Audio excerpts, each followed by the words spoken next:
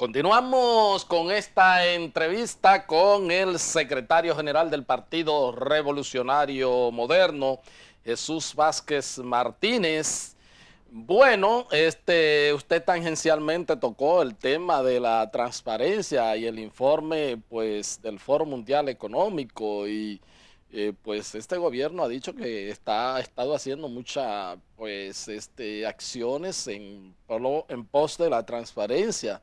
¿Sigue siendo tan corrupto la República Dominicana, según ese informe?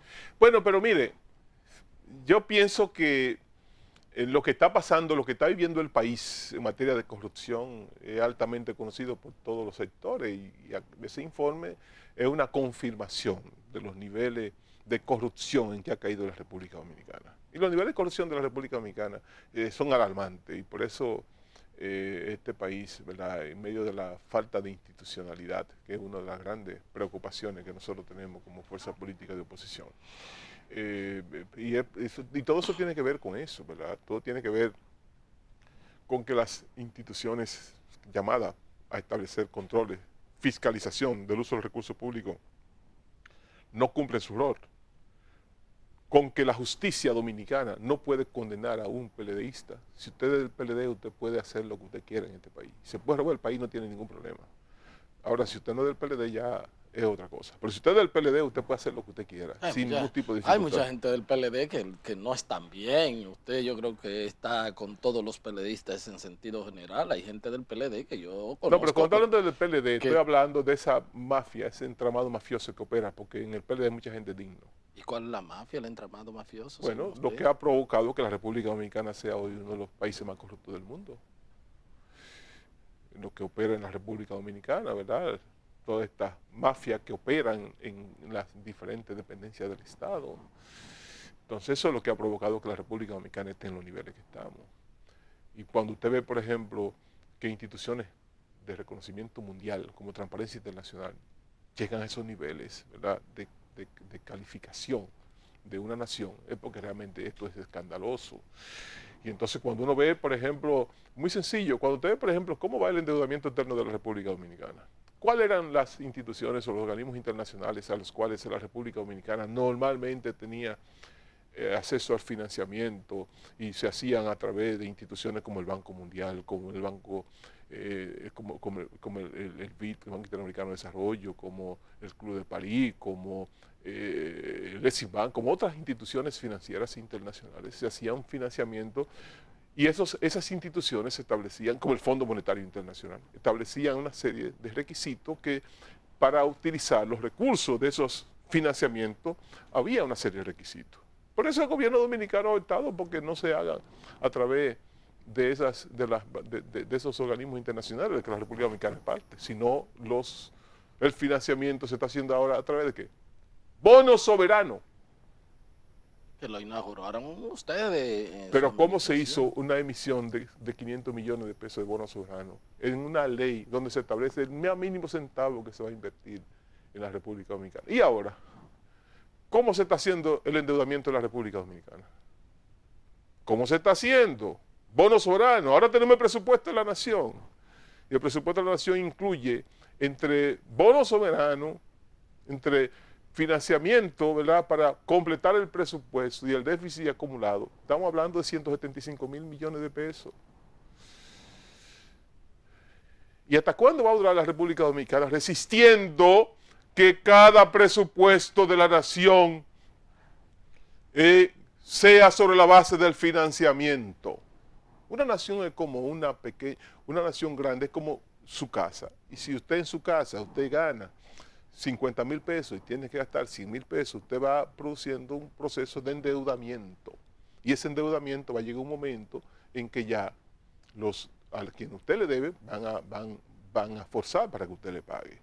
Y eso está pasando en la República Dominicana. Un endeudamiento externo sin control, sin límite, que está llegando ya al 50% del Producto Interno Bruto. Deuda, un presupuesto de la nación que tenemos que financiar. Y el gobierno dominicano no le importa la suerte de... este es uno de los países donde hay mayor nivel de desigualdad entre los que lo tienen todo y los que no tienen nada. Entonces, el gobierno dominicano no le importa eso, lo que le importa es seguir derrochando dinero. Fíjese que la nómina pública, ¿cómo se ha disparado la nómina pública en la República Dominicana? De 29.000 millones de pesos que representaba la nómina pública en el año 2004, ya en el 2015, esa nómina pública estaba en 151.000 millones de pesos. El gobierno del presidente Leonel Fernández dejó esa nómina en 93.000 millones de pesos. Y el gobierno de Danilo Medina la llevó de 93.000 millones de pesos en 3 años a 151.000 millones de pesos, 58.000 millones de pesos más en 3 años en nómina pública. Entonces cuando usted ve eso, y mientras eso sucede, entonces a un policía le pagan 5.000 pesos, a un guardia le pagan 5.000 pesos, el 78% de los empleados de la administración pública en la República Dominicana ganan menos de lo que cuesta la canasta familiar. Y el presidente que anunció y que dijo en su primer periodo que cómo era posible que un policía no ganara 10.000 pesos. Pues los policías y los guardias siguen ganando los mismos 5.000 pesos, presidente, que usted les pagaba. No le importa la suerte de los más pobres. En vez de hacer un incremento general de salario y congelar la designación de botella, el presidente opta mejor por tener a los miembros de su equipo, de su partido y a sus aliados, cobrando el dinero que tiene que producir el pueblo dominicano con el trabajo digno que tantos dominicanos se levantan cada día a trabajar para llevarle sustento a su familia, y entonces de eso que pagan de impuestos. Entonces el presidente prefiere tener una nómina supernumerario irresistible para la economía nacional, al costo de mantener entonces salarios de miseria. Por eso los niveles de inseguridad que vive la República Dominicana. Por eso la deficiencia en la República Dominicana en todos los órdenes, porque el gobierno dominicano se ha limitado únicamente a usar recursos para el pago de una nómina irresistible para el país.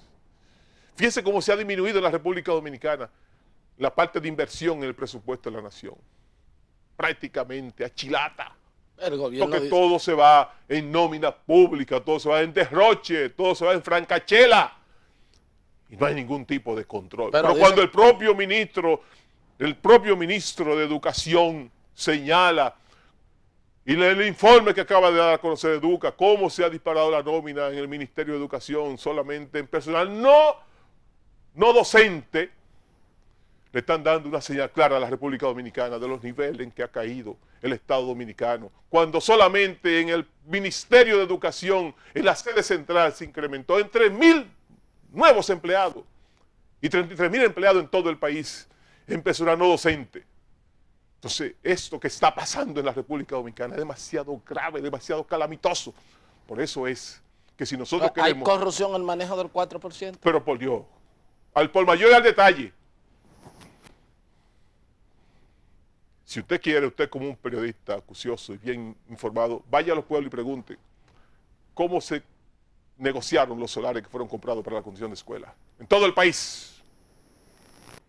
¿Cómo se construían las escuelas antes? La comunidad aportaba el solar. Y ahora, ¿cómo se construyen las escuelas? ¿Cuánto? Averigüe usted. Yo tengo mucha información en ese sentido. ¿Cuánto costaba un solar y por cuánto finalmente se le vendía al Estado Dominicano? Entonces la corrupción en este país ya se ha convertido en un mal profundo, porque el presidente de la República no tenía la voluntad política para enfrentar el tema de la corrupción en la República Dominicana. ¿Cómo no? Pues entonces definitivamente ustedes no van a votar a favor de este proyecto de presupuesto. No, de ninguna manera. Ni que se produzcan algunas Bueno, si se producen profundas modificaciones como la que nosotros hemos planteado, nosotros entonces lo pensaríamos, lo analizaríamos. Pero un presupuesto sobre la base del endeudamiento del país, un presupuesto que no contenga un aumento general de salario, un presupuesto que no reivindique a los sectores de la sociedad dominicana que reclaman niveles de equidad, no es un presupuesto que puede ser considerado como un presupuesto que contribuye al desarrollo del país. ¿Cómo no? Mire, bueno, yéndonos un poco a la parte interna de su partido, ¿cuándo ustedes tienen previsto, bueno, están inmersos en toda esta lucha, pero En cuanto a para el año que viene habrá cambio de no cambio de dirección, sino se elegirán autoridades del partido o ¿cómo está ese proceso? Ese proceso, el partido está en este momento, va a iniciar un proceso de evaluación de lo que pasó en el proceso electoral pasado. Pero ya ustedes no tienen que evaluar, usted dice que fue Sí, un atraco pero electoral. todo proceso, en cualquier circunstancia, debe ser evaluado. Se va a hacer un proceso de evaluación, iniciaremos entonces seminario y finalizaremos con un congreso para definir los rasgos generales, la línea maestra que va a seguir el partido. El partido está obligado en el próximo año a iniciar un proceso de formación de no menos 400.000 militantes en todo el país, para que nuestra militancia esté debidamente formada para los nuevos tiempos, para los nuevos retos que nos tocan a nosotros como partido político.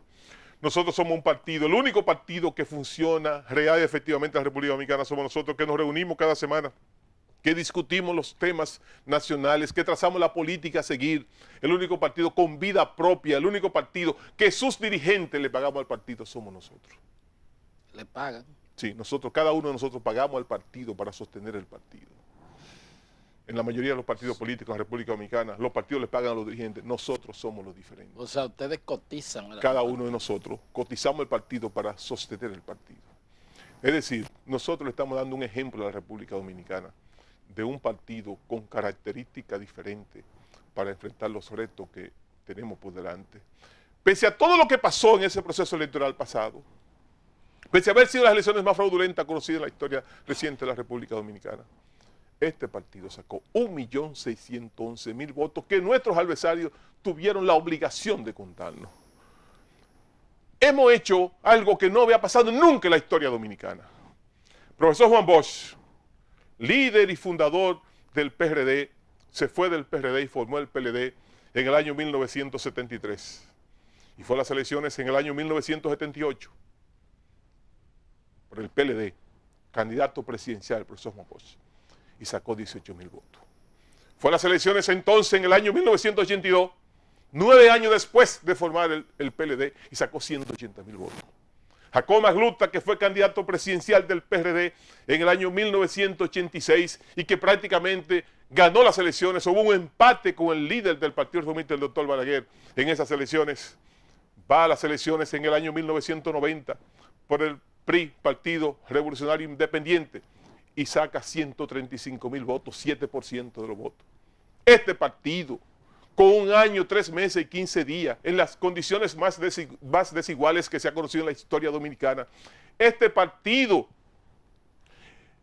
va a las elecciones más fraudulentas en medio de un atraco electoral, y a este partido nuestros adversarios tienen que contarle 1.611.000 votos, lo que significa que este partido se ha convertido en la fuerza alterna de la sociedad dominicana, y del espacio número 15 nosotros entonces pasamos al espacio número 2, en medio de todas estas situaciones que vivió el país. Lo que quiere decir que esta es la fuerza política más importante de la República Dominicana. Este partido es la alternativa que tiene la sociedad dominicana. Por eso tenemos que cuidar la imagen, por eso tenemos que cuidar a este partido y tenemos que formar a nuestros dirigentes para que este partido entonces se empodere de la simpatía mayoritaria del pueblo dominicano y alcancemos el poder en las elecciones del año 2020. ¿Un liderazgo colegiado o hay líderes, o hay un líder, o hay líderes fundamentales en el partido? No, hay un liderazgo colegiado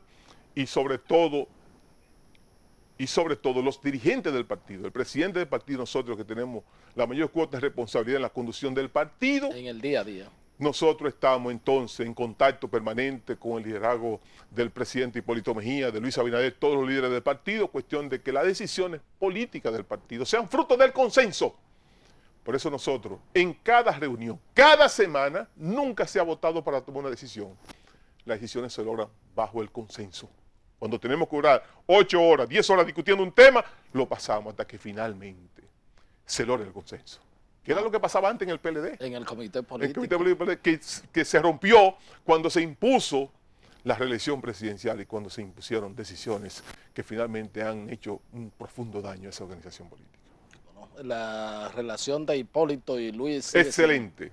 Cada semana nos reunimos, presidente Hipólito Mejía, el compañero Luis Abinader, el presidente del partido y nosotros, para diseñar y permanentemente estar en contacto para trazar los grandes temas y para viabilizar el funcionamiento adecuado del partido. Bueno, como no, el presidente Mejía tuvo un pequeño percance de salud, pero está como un trinquete. El presidente Mejía está en excelentes condiciones de salud. Era un asunto que él me había comentado de una piedra en los riñones y que se había extirpado varias piedras, pero le había quedado esa piedra ahí.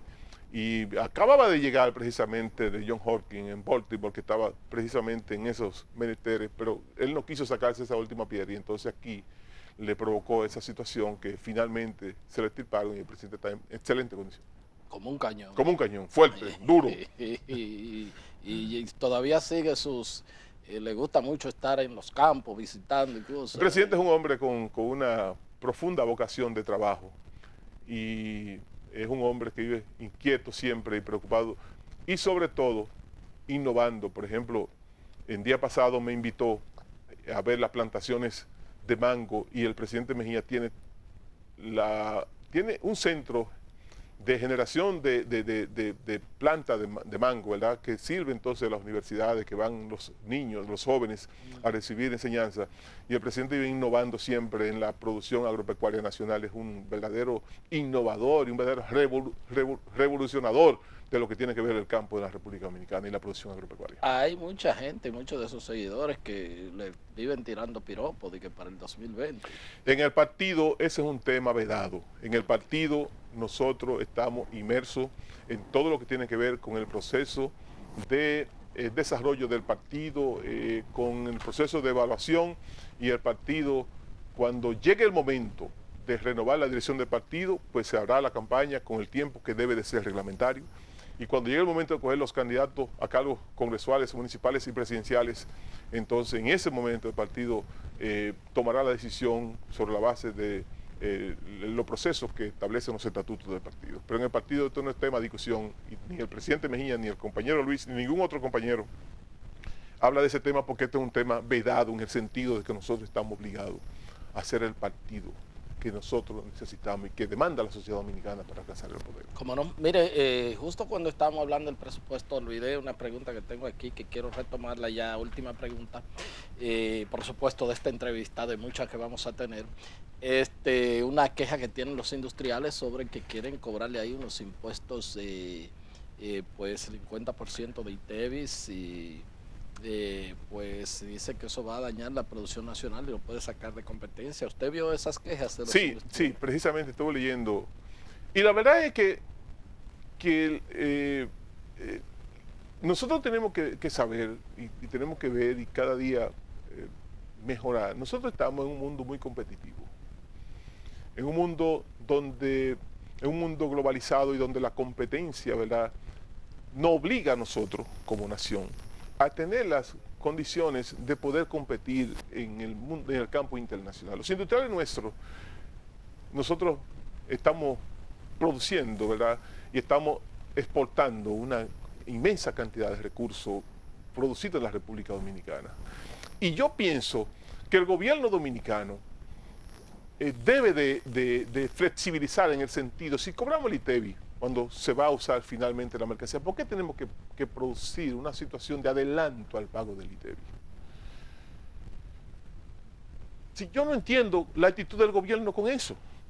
Si nosotros tenemos un sector industrial que está haciendo ingentes esfuerzos para la competencia en el campo internacional, ¿por qué tenemos que penalizar al empresario dominicano, al industrial dominicano antes de procesar? Cuando los industriales dominicanos, lo que nosotros tenemos que ver es cómo pueden seguir generando empleo y riqueza para la República Dominicana. Yo creo que esa es una medida desatinada por parte del gobierno con el tema de cobrar el 50% del ITEVI antes de que esas mercancías puedan ser industrializadas, puedan ser utilizadas para la industria nacional. Pero, es un golpe, ¿verdad? Porque ya después que tú, por ejemplo, tú vas a utilizar un equipo, una maquinaria, ¿verdad?, Ya, ok, págalo, pero antes de llegar a la empresa, ya hay que pagar el impuesto. Bueno, lo que usted está de acuerdo es que sí se venda 1.000 millones de acciones de Punta Catalina, ¿verdad que sí?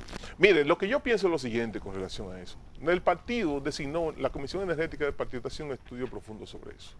Ahora, mire, esa planta de Punta Catalina es una planta profundamente cuestionada. Y yo no sé qué empresa dominicana se va a arriesgar a invertir en una planta que, según las declaraciones propias de nuestro equipo, que es uno de los mejores equipos en materia energética que tiene la República Dominicana, ha establecido un profundo cuestionamiento con relación al costo de esa planta.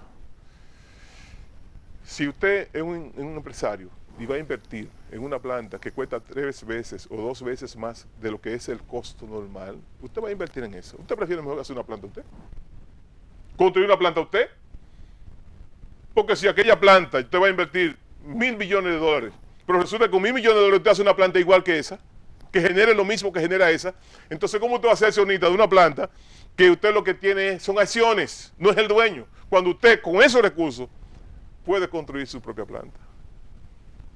Y la planta es suya, y no como simplemente como accionista de una empresa. Entonces, como que yo pienso que va a ser difícil para el gobierno conseguir que empresarios inviertan en una planta, que ellos con esa inversión pueden construir una planta que genere la misma cantidad de energía y sobre todo energía que puede ser a través de gas natural o puede ser una energía eólica, ¿verdad? O de sol, que son las energías que en este tiempo el mundo reclama porque son energía limpia. Entonces, la verdad es que cuando uno oye ese tipo de cosas y entonces oye el anuncio de que hay 7 empresas, ojalá la presenten las empresas. Esa recta suya se mantiene viva sobre los 95 millas. Muchísimas gracias. Gracias a ustedes por haber estado con nosotros y será pues hasta otra entrega de su programa de Agenda. Hasta entonces.